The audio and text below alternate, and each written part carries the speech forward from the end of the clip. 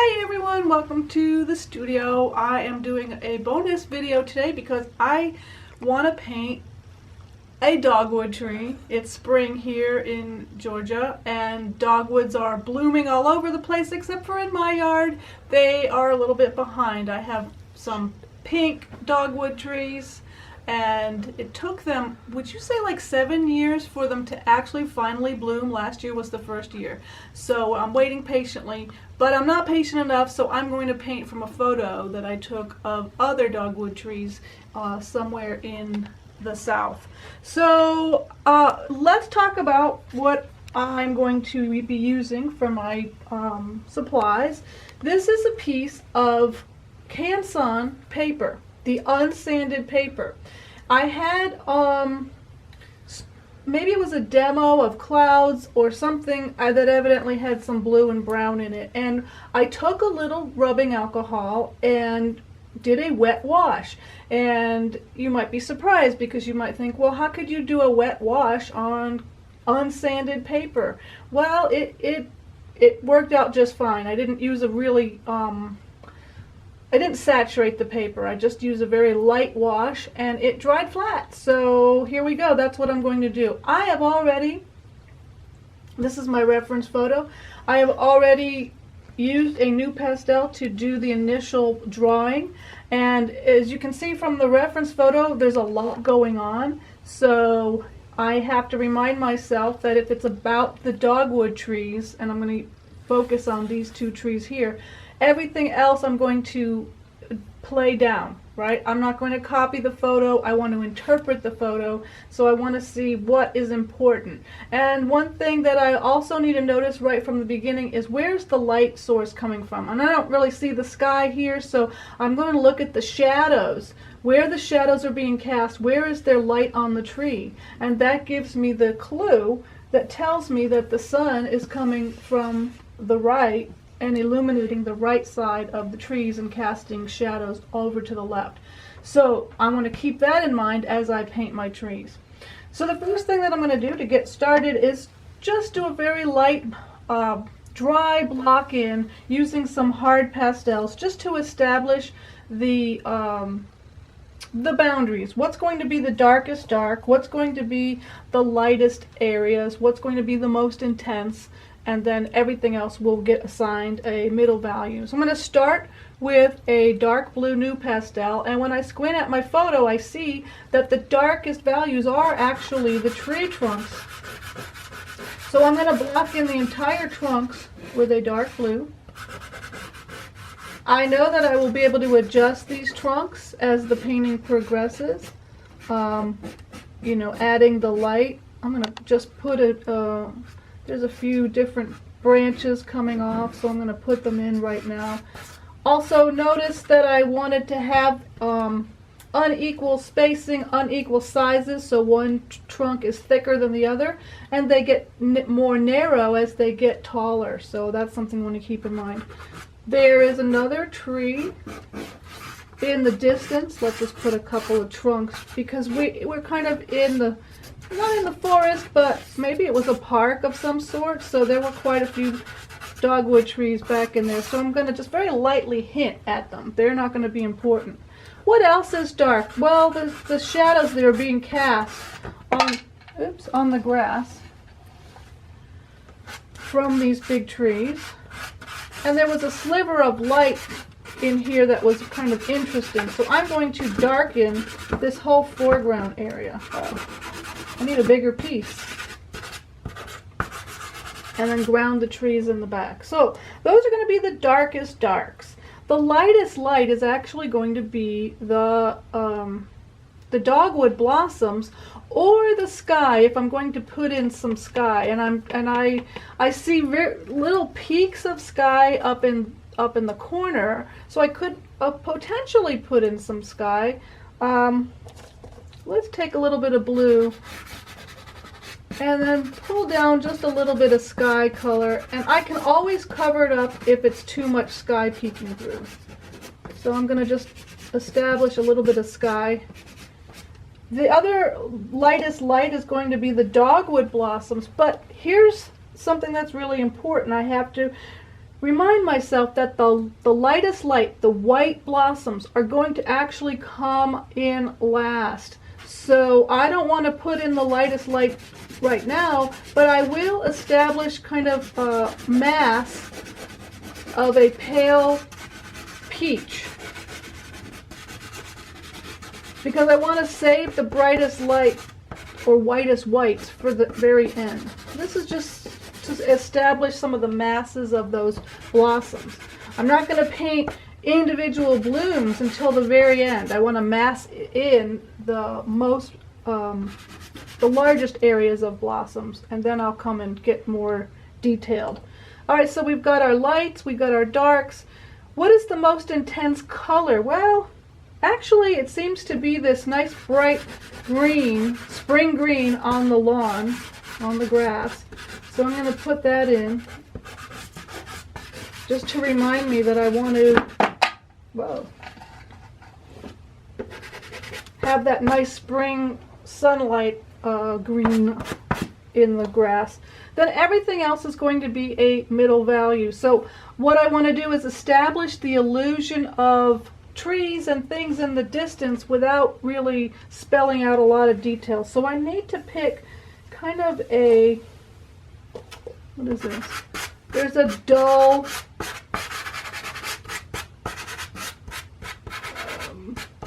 yellowy green color that looks good for the distance. How about some mauves, some red violet, a little bit of purple in the background. Oh, I've got butterfingers today. They're just jumping out of my hands. What else? And notice I'm using, this is what I call the grass box. It's just an odd assortment of pastels.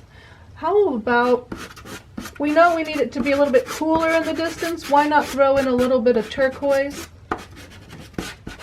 A cooler blue, just to mingle with some of the other colors.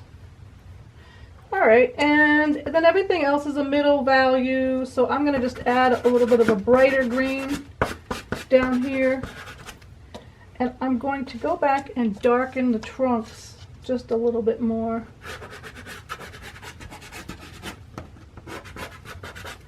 No, you know, I'm painting over the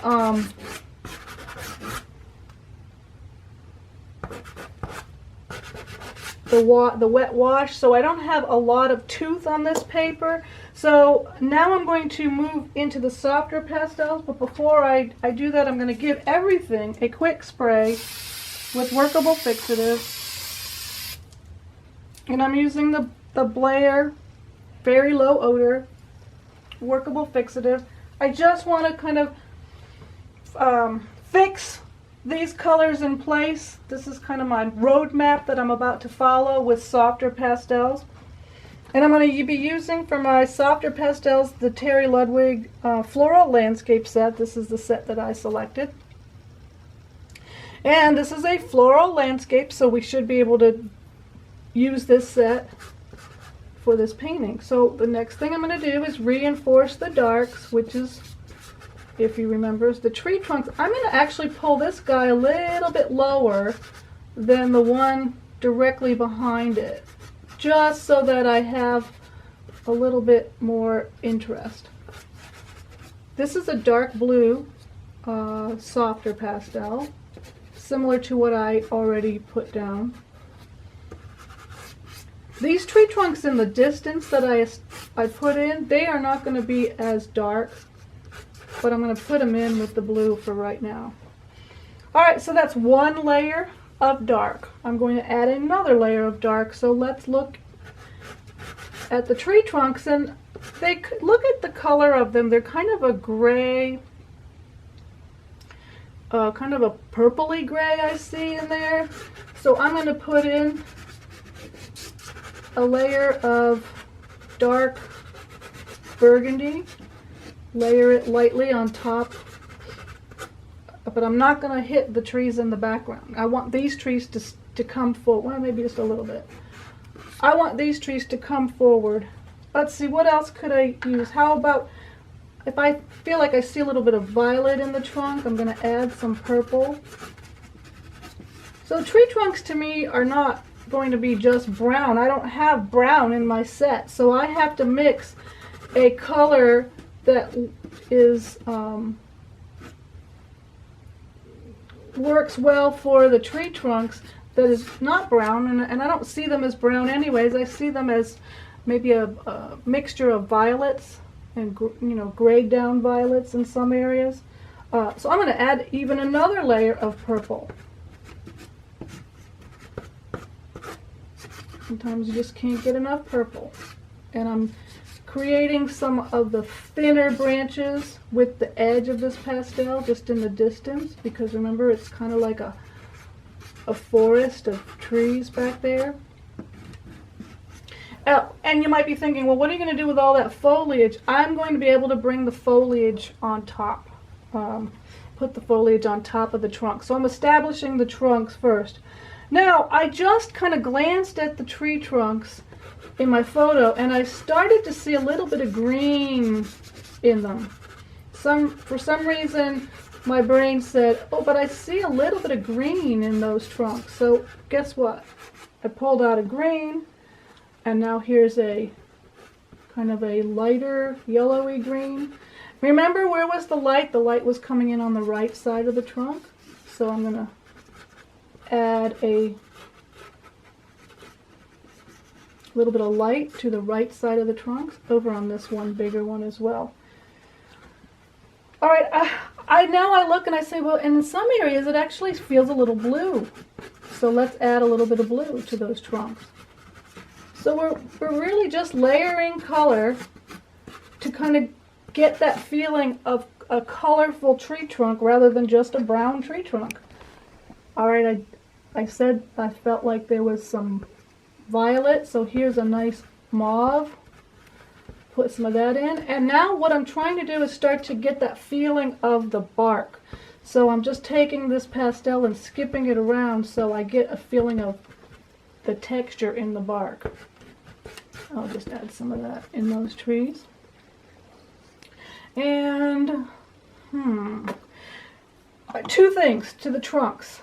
There's some areas of the trunks that are actually darker than what I even have.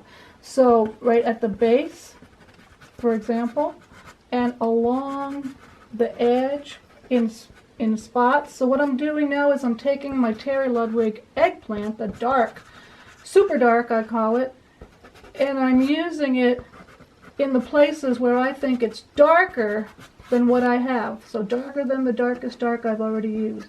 So along the edge, but I don't want to outline the edge because then it's going to look outlined. We have some interesting texture in the bark, so I'm just kind of skipping it around so I get a little texture going. And then finally on the tree trunks, we're getting some light. It's getting some sunlight, and I really want to get a feeling for that light, so I'm going to use a peach color. Instead of, in the photograph that I have, the light looks white. But if I paint white light or very, very pale, it's going to look washed out. So I'm using the peach instead so that I can get a, and I have one that's even brighter so you can see the difference. So I can get a real feeling of sunlight hitting the edge of the tree. Oops. All right, so I've spent a lot of time on these tree trunks, but these are what I would call the stars. These are the most important area, so I really wanted to get them in place. Now before I do the detail, I have to build up the rest of the painting. So first thing I'm going to do is I'm going to take a pale, dull yellow-green and reinforce those areas where I think there might be some dogwood blossoms. And I've covered up my tree trunk. Now I'm also going to take a pale blue and do the same thing in the distance, because there's trees in the distance that are not as sunlit, right? So I'm just using a pale grayed down blue for those areas. The other thing that I need to do is I need to hint more at what's going on in the background. So I want to use some spring colors. Here's a nice spring yellow green. And I'm just, let's see what else. How about this nice blue violet? I'm just picking some colors that I can put in the distance to hint at the fact that there's stuff growing back in there. How about a pale yellow? That's a little too bright. Let's tone it down a little bit with that green. Just hinting at the fact that there's stuff growing in the woods. What about the sky? Remember I thought I might want to add a little bit of sky, and I think let's reinforce the sky. So I'm going to take a blue and just kind of break up some of these branches with some of the sky color. And how far do I want to pull it down? A little bit over on the right hand side. Let's make it a little bit of a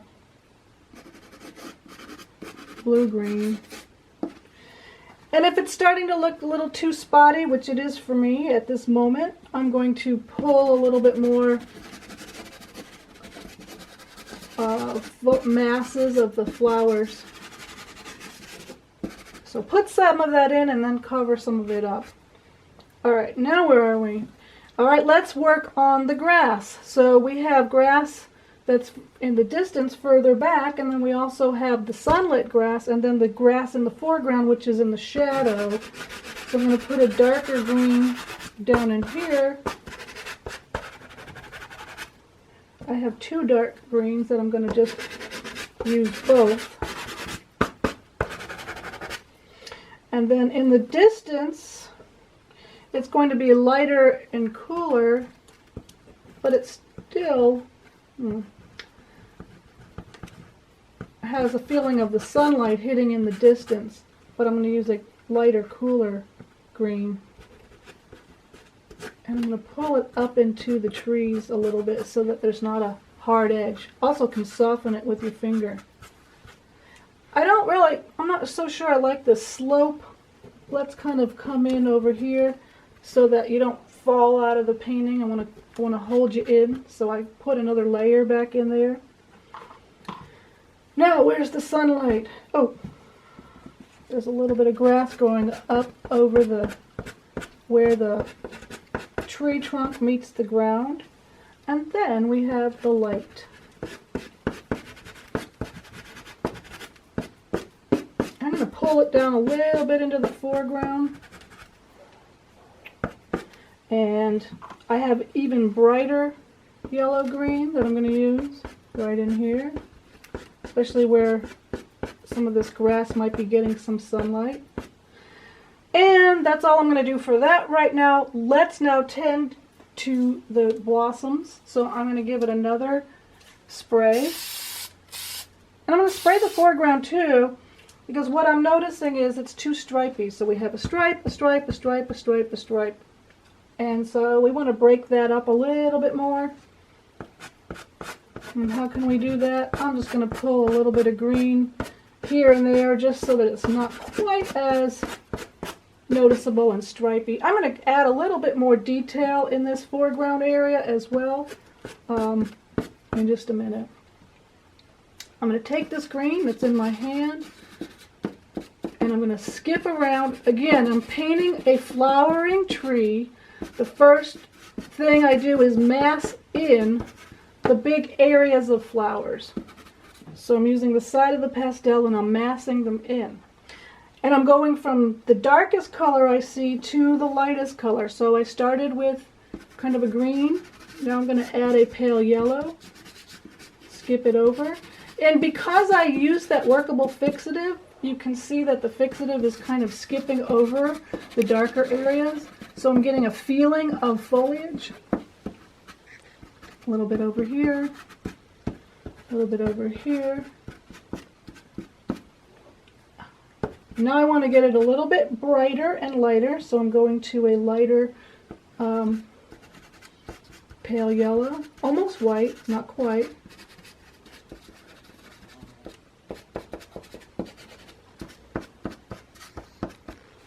And now what I want to do before I go any further is I want to reinforce the tree trunk because I'm starting to lose it. So I'm going to just kind of hit at it back in between where the foliage is. And now the fun part, I'm going to start to paint the actual blossoms. So I've pulled out a few of my lightest lights, my brightest whites. This is actually more of a pale yellow. Actually, before I do that, I want to put in some of the distant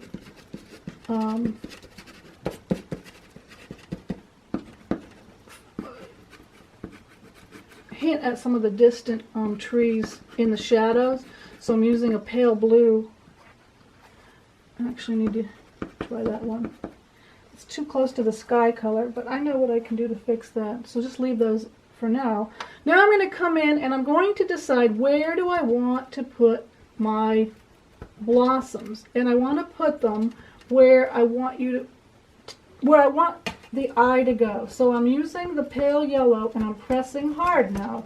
And I'm painting a few individual blooms up away from the masses. So I've established the masses first. Now I'm coming in and I have to hold.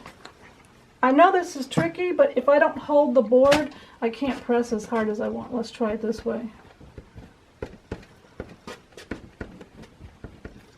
So wherever I really want you to look, I'm going to create some hard edges by making some blossoms. Painting individual blossoms by pushing really hard. And this is not the lightest light I have. It's just a pale yellow. And I'm floating them in front of the tree trunks. And we will connect them in just a little bit. This is really easy to get carried away and have too many spots. I'll throw a few on the floor. We had a rainstorm last night. Let's just pretend, and we have a few blossoms on the ground just to carry it through. Again, real easy to get carried away. I'm going to use, this is a, I think it's almost white. So I'm going to come in, and it's also super soft. Sorry, I know I keep covering it up. But I'm shouting with my marks, right? I'm pressing really hard. Up until this point, I used a very soft, light touch. But now I really have to shout with them so that the contrast between the thicker blossom marks work well with the thinner layers in the background. That really, I thought that was the lightest light I had, but I don't think it really was. That's okay. Now I'm going to come in with the hard pastels once again. I'm going to find that dark, this actually might be a black. I'm going to come in and then put in some of those thinner branches and start to connect some of these, some of the floats of blossoms that you see. So just a little bit of branch action. Maybe a hard edge along the edge of that trunk. Maybe hint at a little bit of a darker tree trunk back there. And then let's come in and put a little bit more detail in the foreground area. You should actually see a little bit more detail. So I'm using a harder pastel and scribbling in some grass marks. Pull up some grass along the edge. Where's a darker green? In the shadows. And then finally, let's come in and add a little bit of texture to our tree trunk with a hard pastel. So I'm just going to draw in some of the bark on top of everything else. And it's really surprising just how much pastel the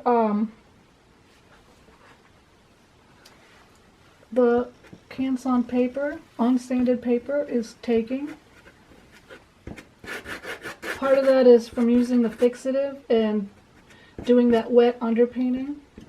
I'm using a This color was made exclusively for this set.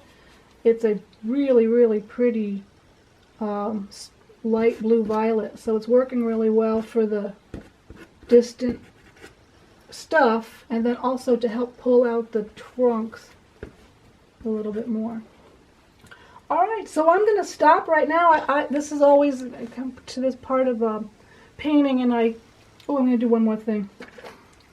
I need a little bit of peach blossom action, because in the distance I see another tree, and I just kind of want to hint at that color, and that helps connect to this peach color that I've already used.